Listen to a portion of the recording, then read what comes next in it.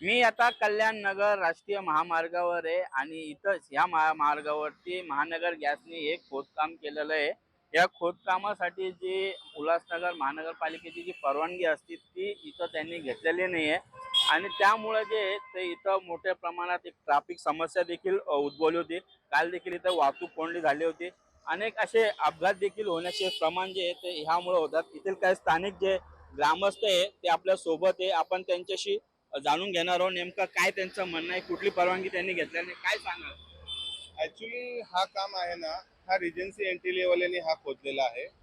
ज्या वेळेस आज गेल्या 5 दिवसापूर्वी यांनी हा खोदकाम चालू केला, तर मी हा एक ग्रामस्थ म्हणून त्यांना विचारणा केली की हा तुम्ही जो रस्ता खोदायला घेतलेला आहे याची काही परमिशन घेतली आहे का तुम्ही महानगरपालिकेशी किंवा कोणाशी?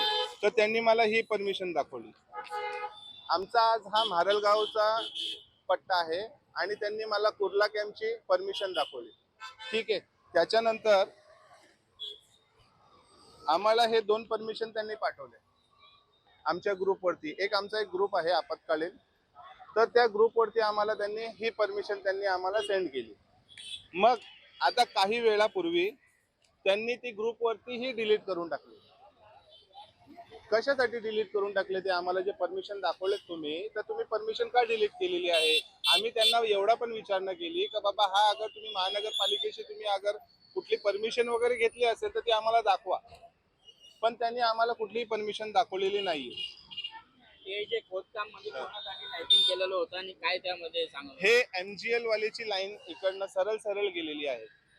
तर MGL वाल्यांनी ही लाईन जी केलेली आहे त्यांच्याकडे लीगल परमिशन होते। ज्यावेळेस त्यांनी खोदलेलं आम्ही त्यांना विचारणा केली होती, कारण की इथे अपघात खूप होतात, खूप मोठ्या प्रमाणे इथे अपघात होतात, ट्रॅफिकची समस्या भरपूर होते। पण का 4 दिवसा किंवा 5 दिवसापूर्वी जेव्हा रिजन्सी एंटिलियाचे काही लोक आले इथं खोदकाम करायला, त्यांचे सुपरवायझर आले, त्यांचे काही कॉन्ट्रॅक्टर आले, त्यांना बोललो हा काम कोणाचा आहे, हा रिजन्सी एंटिलिया वाल्यांचा आहे का MGL वाल्यांचा आहे? तर ते बोलले नाही हा MGL वाल्यांचा आहे। तर मला हे परमिशन दाखवतात ते लोक, हे मानेरा गाव कुर्ला कॅम्प यांची परमिशन जी 2026ला 15 मार्चला ही संपलेली आहे।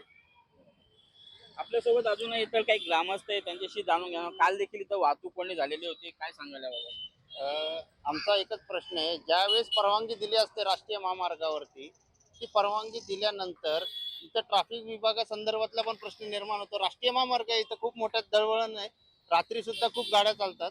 मग इथं एखादा अपघात झाला तर जबाबदार कोण? मग यासाठी वाहतूक विभागाची परवानगी कुठे आहे? किंवा वाहतुकी संदर्भातला जो काय प्रश्न निर्माण होतो तो कोण सोडवणार? काल जो इथं एवढ्या प्रमाणात ट्रॅफिक होती की ॲम्ब्युलन्स 2 तास अडकून होती। उपचाराअभावी जर रुग्ण दगावला तर त्याला जबाबदार कोण ठरायचा? या गोष्टीसाठी कोणी जबाबदारी घ्यायची? शासनाने घेणार का रिजन्सी घेणार का जे MGL वाले घेणार? नक्की कोण घेणार? आमच्या या प्रश्नाला उत्तर देणार कोण? अजून आपल्यासोबत काल जवळपास 2 तास ट्रॅफिक या ठिकाणी या खड्ड्यामुळे झाली होती आणि पुढे वायर देखील पडली होती, पण या ठिकाणी सगळ्या गाड्या या रस्त्यामुळे अडकून होते, त्याचा त्रास मी देखील भोगला। माझं सरळ उल्हासनगर महानगरपालिकेच्या प्रशासकीय अधिकाऱ्यांना म्हणणं आहे की हा रेजिन्सीवाला तुमचा जावई लागतो का? जर आमच्या म्हारळ गावातील गावकऱ्यांची बेरोजगार पोरं ज्यांनी आपल्या छोटा उदरनिर्वाह घर चालवण्यासाठी छोटीशी टपरी टाकली होती, ती महानगरपालिकेने डायरेक्ट तोडून टाकली, कसली ना इन्फॉर्मेशन देता। जर आता ही ही जी हा जो रस्ता आहे हा MMRDने उल्हासनगरला सुपूर्द केलेला आहे, तर मग उल्हासनगर महानगरपालिकेने या ठिकाणी येऊन का नाही रेजन्सीवर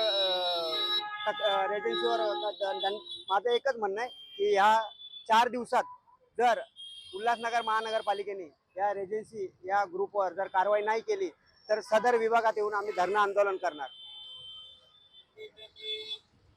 या येथील जे स्थानिक जे ग्रामस्थ आहेत त्यांनी त्यांच्या प्रतिक्रिया ज्या आहेत त्या आपल्या समोर सांगितलेल्या आहे। मात्र ही जी महानगर गॅसची लाईन जी आहे ती एजन्सीवाल्यांनी त्यांच्या स्वतःच्या म्हणजे प्रायव्हेटसाठी टायपिंग केल्याची असा आरोप जे आहे ते इतर स्थानिक जे ग्रामस्थ आहेत त्यांनी केलेला आहे आणि ते धरणे आंदोलन करण्यासाठी देखील तयार आहे, कारण त्यांनी महानगरपालिकेची कुठलीही NOC किंवा परवानगी घेतली नव्हती, ज्यामुळे इथं मोठ्या प्रमाणात ज्या समस्या निर्माण झाल्या। कॅमेरामॅन मितेश जैनसह संदीप साळवे, LS मराठी, उल्हासनगर।